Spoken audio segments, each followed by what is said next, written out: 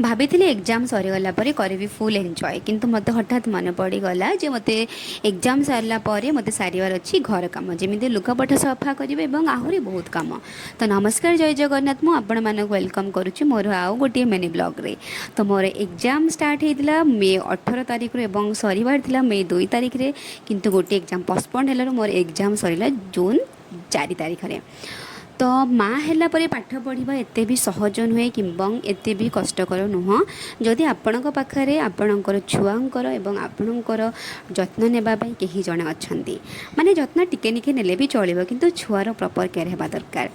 किंतु जदि आपण पाखे कहीं सेमती नहांती जी आपणकर छुआर प्रॉपर केयर नहीं पारे ताहले जदि आपण पाठ पढ़ुचंदी ता माने आपण मेंटल डिप्रेशन फ्रस्ट्रेशन एंजाइटी एमती बहुत किछु की इनवाइट करुँच आउ सरला यहाँ हूँ कथा माँ है पाठ पढ़ार।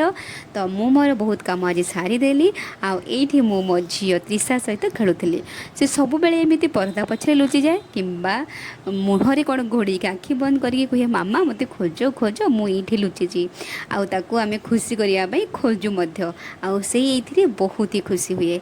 रही नमस्कार जय जगन्नाथ।